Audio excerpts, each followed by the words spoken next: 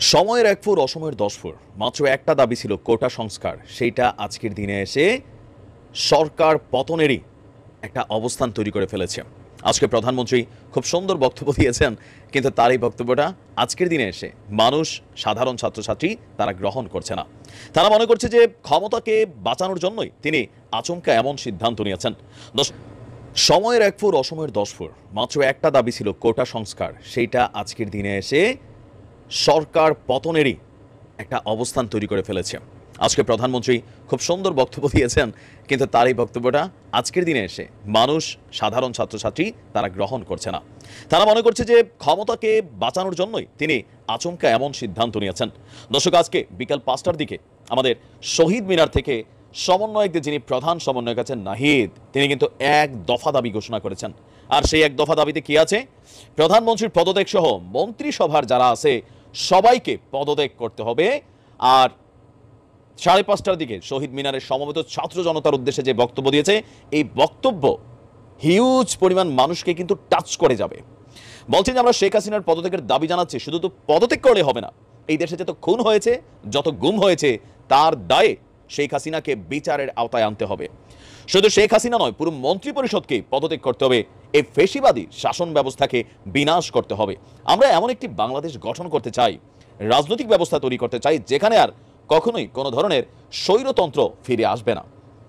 এটা বড় কঠিন কাজ এই বাংলাদেশে। আপনি স্বাধীনতার 53 বছর পার হয়ে গেছে, যখন যেই দল রাষ্ট্র ক্ষমতায় আসছে, তারা তাদের সিন্ডিকেট, তাদের নেতাকর্মী এই রাষ্ট্রকে লুট করেছে।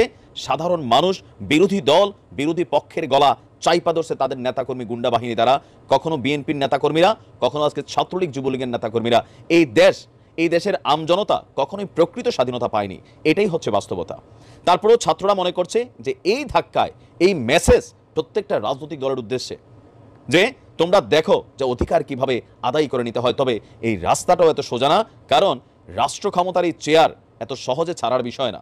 এটা নিয়ে হয়তো আরো শত শত লাশ ঝরে যাবে। কিন্তু এই সকল ভয়কে জয় করে সাধারণ জনগণের উপরে একটা বার্তা পাঠিয়েছে আজকে এই বৈষম্য বিরোধী আন্দোলনের নেতারা। বলছে যে একদিকে আপনি আলোচনার জন্য গণভবনের দরজা খোলা রাখছেন, অন্যদিকে আপনার বাহিনীকে লেলিয়ে দিয়েছেন। সারা বাংলাদেশের বিভিন্ন জায়গায় আজকেও গুলি চলেছে, মেয়েদের উপর অত্যাচার হয়েছে। বিশেষ করে আমাদের কুমিল্লায় যেটা হয়েছে সেটা ন্যাক্কারজনক ঘটনা হয়েছে। তো তাদের বক্তব্য হচ্ছে কি, আমরা দেখেছি সরকার শাটডাউন কর্মসূচিতে ইন্টারনেট বন্ধ করে দিয়ে ডিজিটাল ক্র্যাকডাউন শুরু করেছিল। পুলিশ ও সেনাবাহিনীকে নামিয়ে কারফিউ জারি করেছিল। সেই রাতে আমরা কারফিউ ভাঙার ঘোষণা দিয়েছিলাম, কোনো মিডিয়াতে প্রচার করতে দেয়নি। তারপরও ছাত্র জনতার প্রতিরোধ থামানো যায়নি। তাদেরকে নির্যাতনের পাশাপাশি সরকারের সঙ্গে ডিবি অফিসে যে কি বলা হয় যে সংলাপের প্রস্তাব দিয়েছিল, সেটাকেও তারা বলেছে যে আমরা তখন সেটাকে মানি নাই। তা আমরা এখন যদি দেখি সর্বশেষ বক্তব্য তারা কি বলছে। আজকে প্রধানমন্ত্রীর ভাষণকে কোট করে প্রধানমন্ত্রী বলছিলেন যে প্রত্যেকটা খুনের বিচার হবে, কিন্তু ছাত্ররা বলছে এই সরকারই মানুষ খুন করছে এবং লাশও গুম করছে। যারা খুন করছে তারা কিভাবে সেই খুনেরই বিচার করবে? আমরা এই সরকারের কাছে খুনের বিচার প্রত্যাশা করি না। সর্বস্তরের মানুষকে খুন, গুম ও গ্রেপ্তার করে নির্যাতন করা হচ্ছে। একদিকে গ্রেপ্তার, নির্যাতন করা হচ্ছে, অন্যদিকে আমাদেরকে সংলাপের জন্য আহ্বান জানানো হচ্ছে। শিক্ষার্থীদের আন্দোলনে বাংলাদেশের জনগণ নেমে এসেছে। আমরা এই জনগণকে মুক্ত করতে রাস্তায় নেমে এসেছি।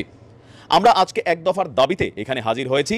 আমরা জীবনের নিরাপত্তা, বাংলাদেশের মানুষের জীবনের নিরাপত্তা, সমাজে ন্যায় বিচার প্রতিষ্ঠার জন্য এক দফার সিদ্ধান্তে উপনীত হয়েছি।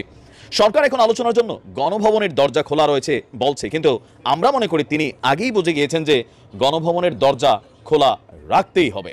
তাদের এক দফার মধ্যে কি আছে? আরও আছে সরকারের পতন, ফেসিবাদের বিদায়, লুটপাট, গণহত্যা সহ সকল অপরাধের বিচার নিশ্চিত করা, সকল রাজবন্দীদের মুক্তি নিশ্চিত করতে হবে। এমনকি এমন ঘোষণা দিচ্ছে যে ছেলেরা, আমরা প্রয়োজনে জেল ভেঙে আমাদের ভাইদেরকে মুক্ত করে নিয়ে আসবো। আমরা জনগণকে বলতে চাই, আপনার স্বতঃস্ফূর্ত ছাত্র নাগরিক অভ্যুত্থান শুরু হয়েছে, যোগ দিন। পাড়ায় পাড়ায়, মহল্লায় মহল্লায় সংগঠিত হন। আমরা খুব দ্রুতই বৈষম্য বিরোধী ছাত্র আন্দোলনের প্ল্যাটফর্ম থেকে ছাত্র নাগরিক অভ্যুত্থানের সর্বস্তরের নাগরিক, ছাত্র সংগঠন, সকল পেশাজীবী মানুষের সাথে সম্মিলিত মোর্চা ঘোষণা করব। সবার সঙ্গে আলোচনার মাধ্যমে ভবিষ্যৎ বাংলাদেশের জাতীয় রূপরেখা শীঘ্রই আপনাদের সামনে ঘোষণা করব। আমরা জনগণকে সর্বাত্মক অসহযোগ আন্দোলনে আসার আহ্বান জানাচ্ছি। সর্বাত্মক অসহযোগ আন্দোলন চলবে যদি কোনোভাবে ইন্টারনেট বন্ধ, কারফিউ দেওয়া হয়, তা আমরা প্রত্যাখ্যান করব। আমরা প্রয়োজনে গণভবনও ঘেরাও করব। সবার প্রতি আহ্বান থাকবে, আপনারা শান্তিপূর্ণভাবে অসহযোগ এবং রাজপথের কর্মসূচি পালন করবেন, জনগণকে উদ্বুদ্ধ করবেন।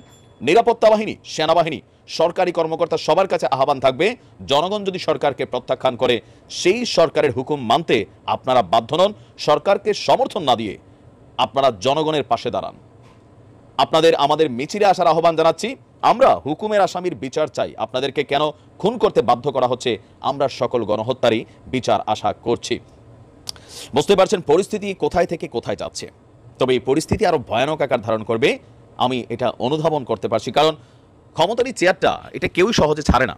যতক্ষণ পর্যন্ত না ছাইরা পারা যায় না, ততক্ষণে কিন্তু কামড়ে ধরে রাখে। কারণ কি, এই ক্ষমতার পালা বদলে আবারও বহুত কিছু এই দেশে ঘটে যাবে, সেটাই হচ্ছে বাস্তবতা।